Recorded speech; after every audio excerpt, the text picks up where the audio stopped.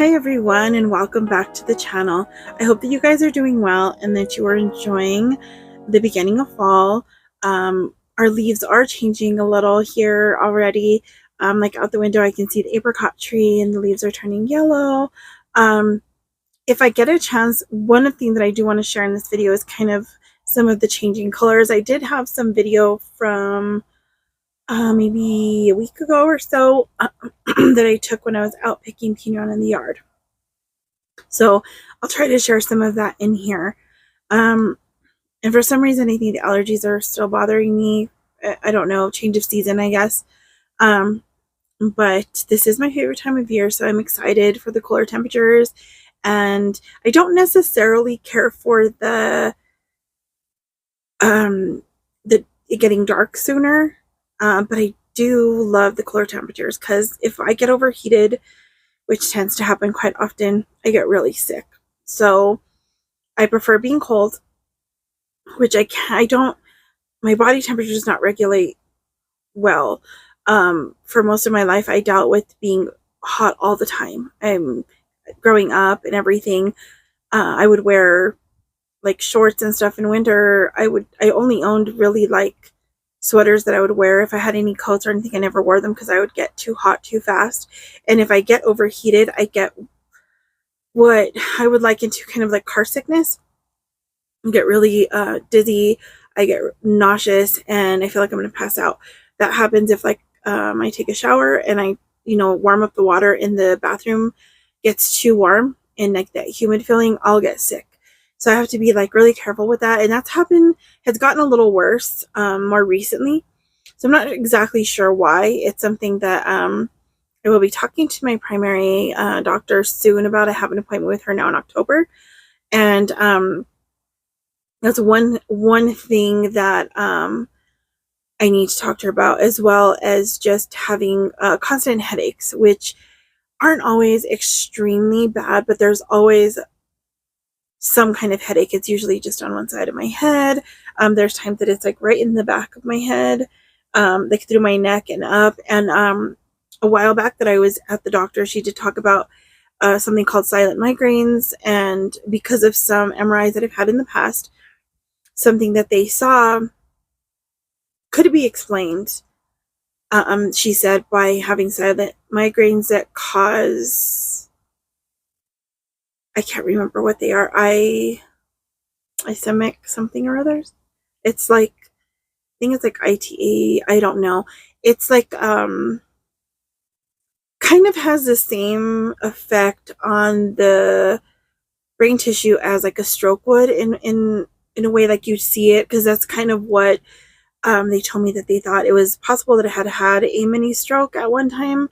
And there was a time where I was really sick, getting dizzy and having a lot of issues with that. But I kind of ignored it. And I know I've shared that before, I think. And when I finally did go into the emergency room, they saw some white matter damage on the right frontal lobe. So, being that when I talked to my doctor about it recently, because I wasn't seeing her at that time, she brought up silent migraines. And I used to wake up in the middle of the night a lot where I couldn't see, because I would see like these flashing lights and my head felt like really, I don't know, like kind of like something was squeezing my head together. And it was mostly like one side and one side like on my eye, but there was times it would just felt like my whole head was like that. And so it's something that I hope to look into, because there has been some in the past, years and years ago. This is when I first started going to the doctor like more often, when I was getting sick, when I had to quit my job, where there was the time they thought I was having syncope or syncope, I don't know how you say that, seizures, because I wouldn't be able to move. I was kind of conscious of what was happening, but I couldn't move. I just kind of stay stuck. And I would have these auditory issues as well as vision issues where things would get really slow. Like if somebody was talking or music was playing, it just would get like really, really slow. It kind of sound like someone slowed down a record. And then I would get like this haze where I'd see this haze kind of closing in. And I've never passed out. And I was actually standing during a couple of times that this happened to me. But of course, like I do, I ignored it and I didn't want to talk about it. So by the time I actually went in to talk about it, it wasn't happening as often or at the time. And then the neurologist that I went to the first time was horrible. He's passed on now, so I God rest his soul, but he was just not a great person. And this is not just like my experience. This is experience of a lot of people I don't even know that personally necessarily that would talk about the experience with him. He didn't do anything for me. He didn't check anything. He claimed that he hadn't got my paperwork from the doctor, like the referral or whatever. Excuse me. And I know they did because I called prior to the appointment to make sure it was there. And I even had a copy of it with me. He didn't want to see it. He didn't want to deal with it. I kind of explained to him what was going on. He said he didn't want to deal with it. My blood pressure was a little high then, and I'd been dealing with that. So he decided that instead of me getting checked for anything neurological, that I just needed to go to the heart doctor because I had high blood pressure. Excuse me. I'm having some issues today with allergies, I guess. And for me to go do a stress test and all of that stuff and all about weight loss. And I've said before, yes, I know weight loss is important, but that was the thing that he focused on. And I think part of that was the age that I was. I was about 30. The time that I went there, I may have been like 37, somewhere around there. So, you know, it was just this, oh, you're overweight, go to the heart doctor because it's probably your heart. And so he never dealt with it. And I never went back because I just didn't want to deal with that. I did do the heart test and everything. That was fine. I've had another one more recently. That came out fine. I have seen a neurologist since, but it's kind of the same thing that they told me at the ER. Just it hasn't changed. The damage that was there hasn't changed. And it seems like, you know, I don't know if there's not anything they can do about it or figure out exactly what's going on. But I do have another appointment in January. So there's that update for that part of the stuff.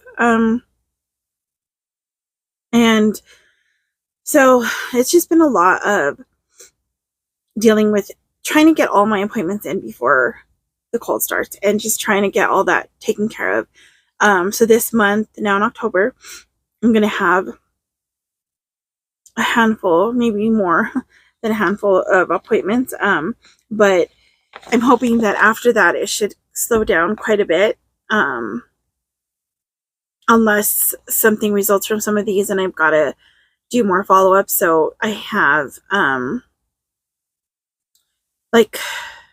have 4 appointments scheduled as of right now, not including my Monday standing appointments, that's another 4 every Monday, plus another one that I need to schedule in. So that's 5, about 9 appointments that are for the month of October. So I'm hoping after that it won't be so bad. I mean, I know have some that are kind of scattered along in November and December, but it should only be a couple here or there, hopefully. So that is kind of a health update in a way, because I don't really have much answers yet from all the testing and things that I've done. I just had blood work done. I just had an ultrasound done. I go in October 7th for the results of that, to kind of see what is going on there. But something interesting today, I decided to start looking up some of my medical issues. I've talked about this before, and I hadn't really done that. What I had done was I had written down the diagnosis that I have access to on my chart. When I go in to see my primary doctor, I will have her get a face sheet or something from them, like some part of my medical record that will show it, because I kind of want to just be really accurate through because I go see different people. So like my chart, I have two of them. So one's a Presbyterian my chart and one is a Christus, St. Vincent my chart.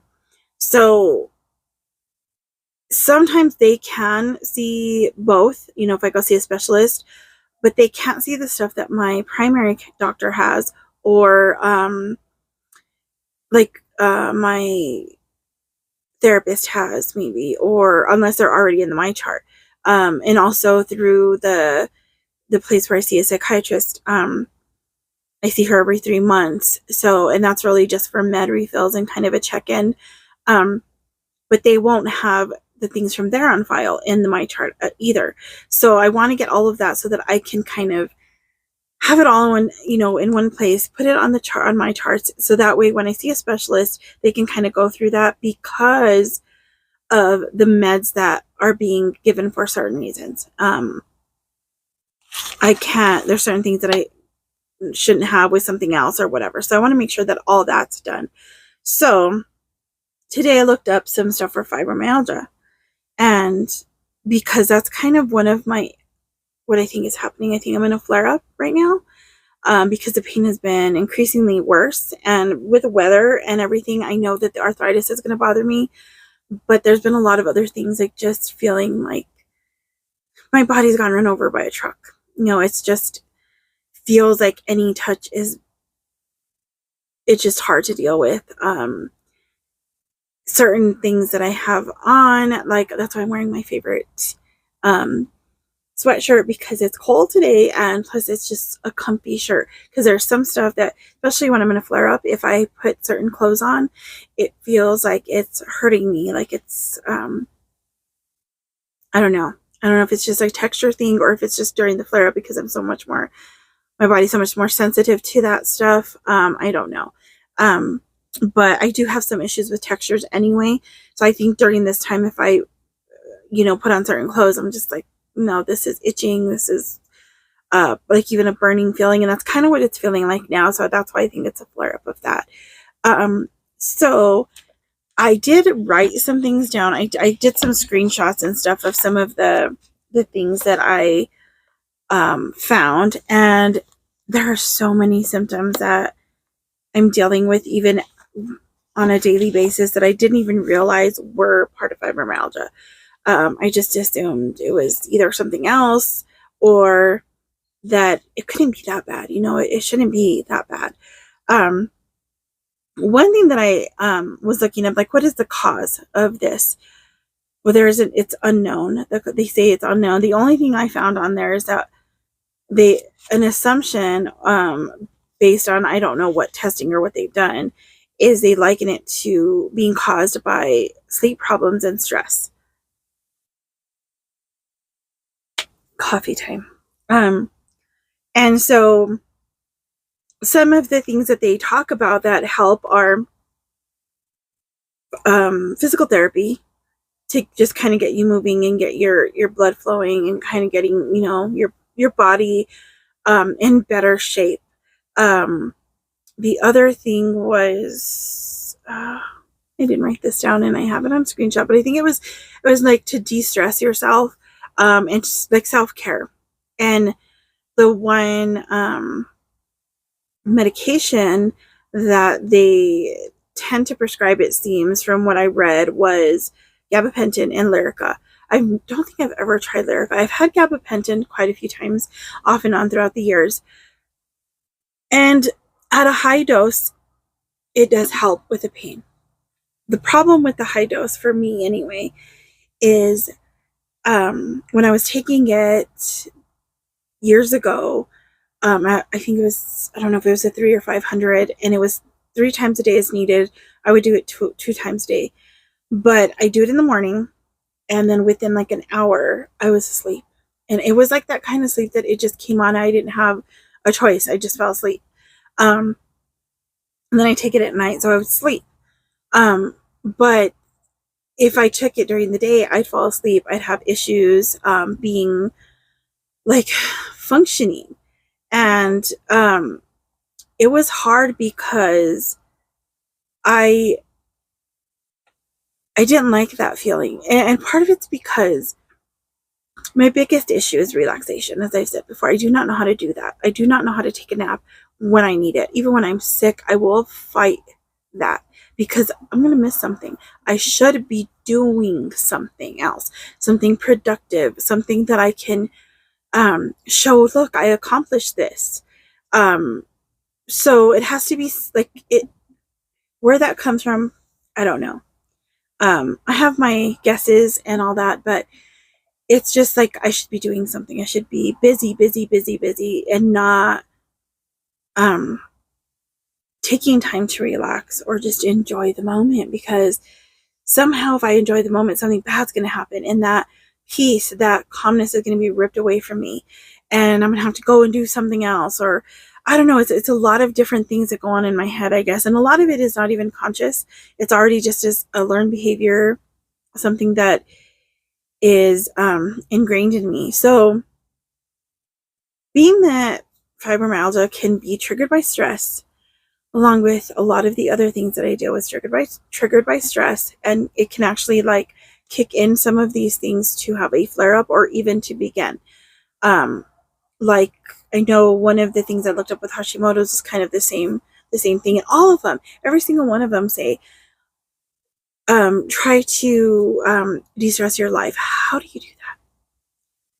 If you have any ideas, leave them in the comments below, because I do not know.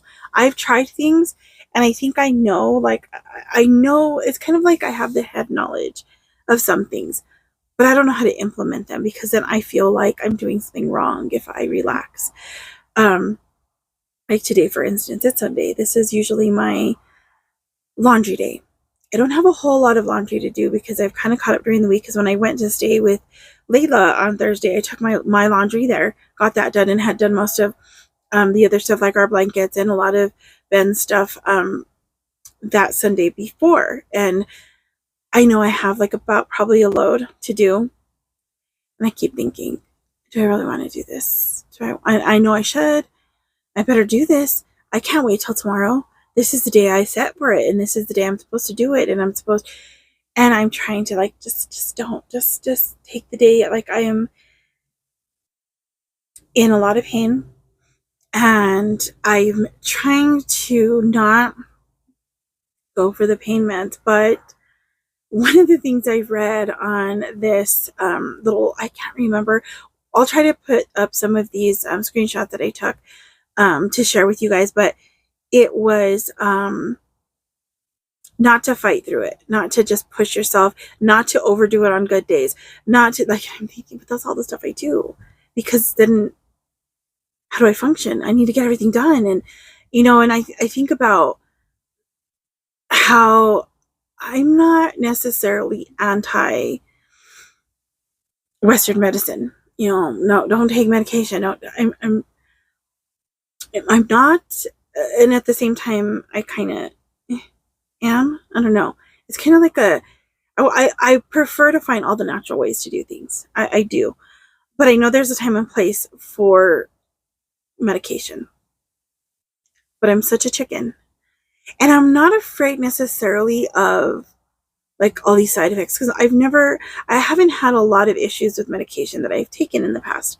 There's been a few, but there never have been real extreme, except for the last allergic reaction that I had to a antibiotic, which was the same time I had a brown recluse bite. So who knows what was really happening at that time. But most of the time it's not an extreme allergy, but still.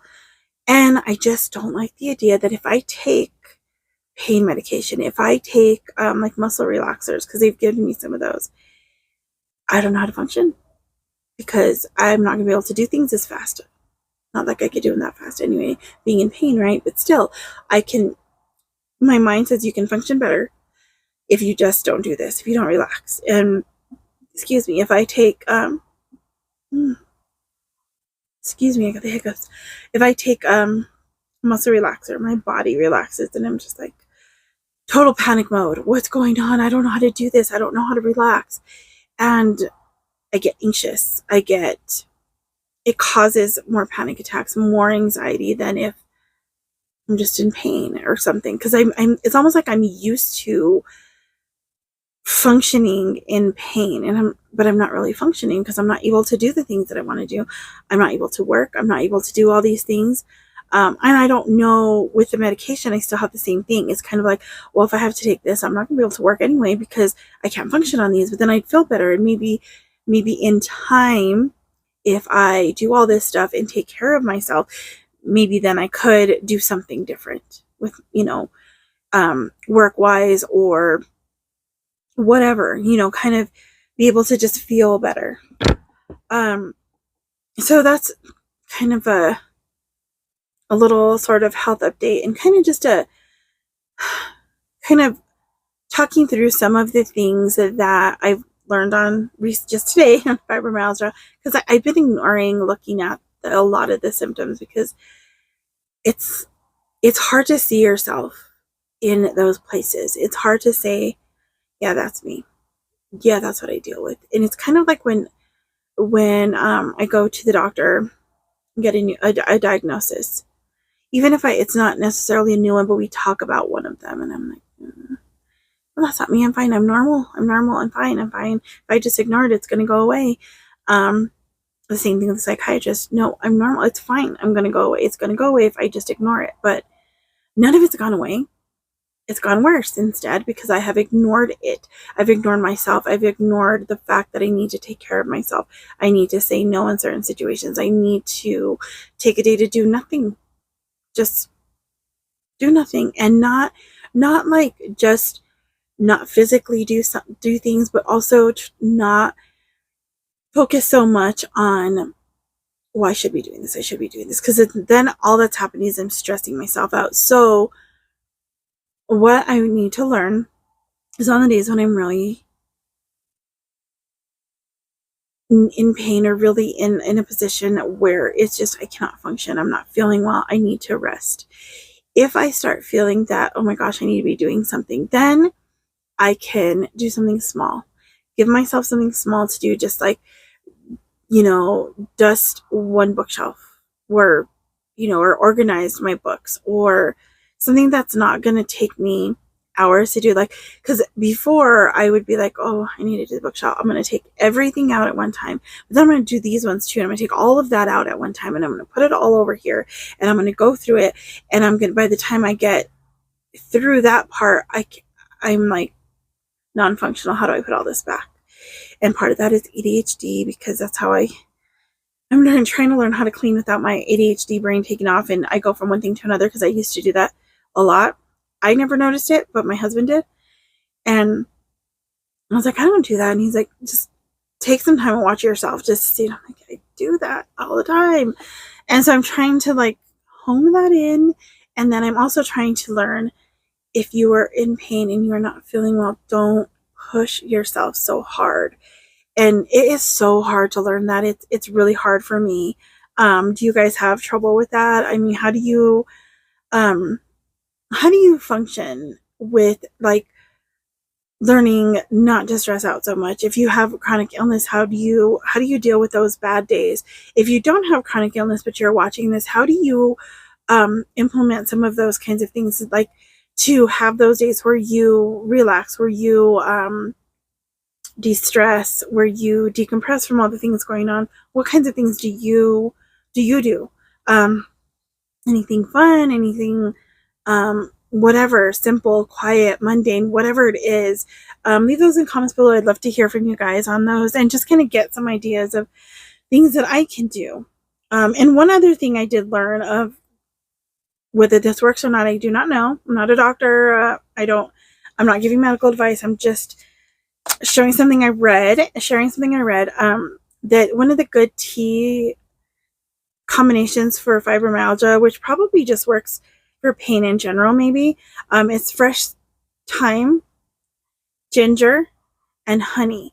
I know that I've never really knew anything about thyme being for that, but I know that ginger, cinnamon, and cayenne pepper are a good combination for pain, and also for blood sugar regulation. something, some research that I've done that I've read, in herbal books that I have, and then just some research from people that I know that have done. And there's a place in Las Vegas in my hometown that it's called the Spice Rack.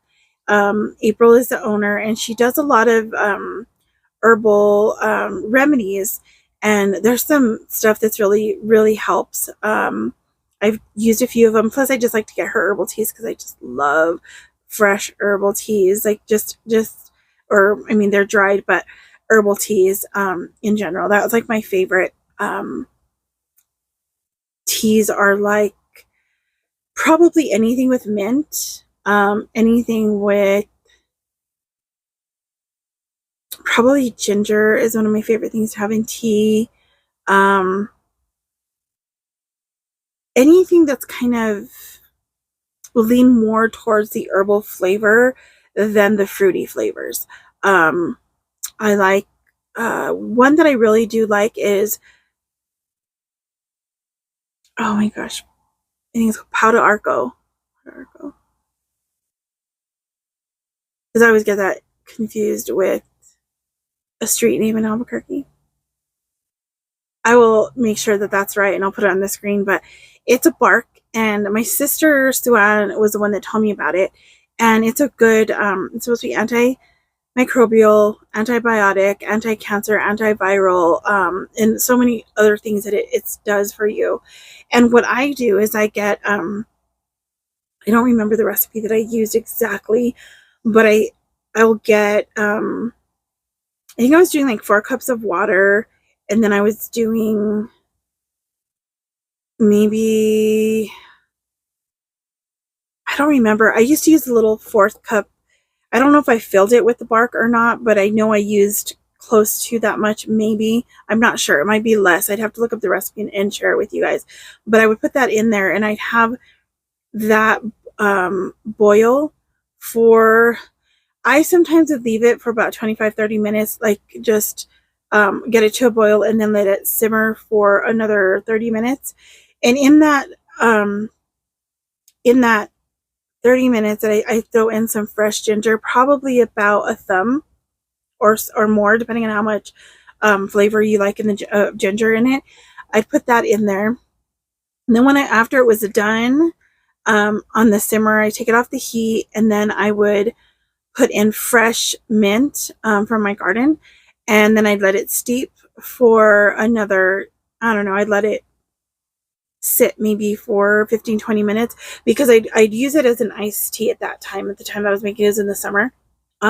It's great as a hot tea and as an iced tea as well. But what I would do is, once it cooled off, well, enough anyway, then I put it with ice. But I would put honey in it first, raw honey, local as I could find. I'd put some raw honey in it while it was still warm, so the honey would dissolve in there.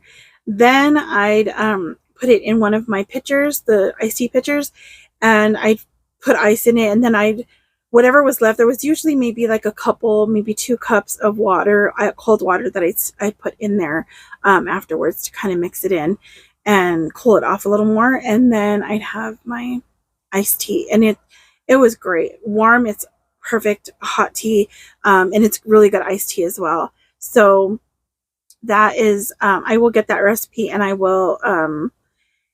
put it in the description, and that way you guys can see it. Let me write that down, because I will forget, because if I don't write things down, I forget. And even if I write it down, sometimes I forget to look at it. So there was a few other things that I wanted to talk about, but this is already getting to 30 minutes. So I think I will leave this one here, and then I will share the next part of the update in another video. So I may have a couple of videos go up. One will go up on Monday, and maybe I'll just have a Tuesday video to start off October with some of the things that I want to do in October. So I hope that you guys are all doing well, and that you have a wonderful rest of your day. And if you have any ideas on relaxation, any great herbal tea recipes, any just thoughts on what I shared today, if you deal with fibromyalgia or any other chronic pain issue, What are some things that you do that you've learned about it? Leave those in the comments below as well. And if you have any prayer requests, you can leave those in the comments. So you can also email me at coffeeandpraise1@gmail.com. And I will see you guys later. Bye. God bless you.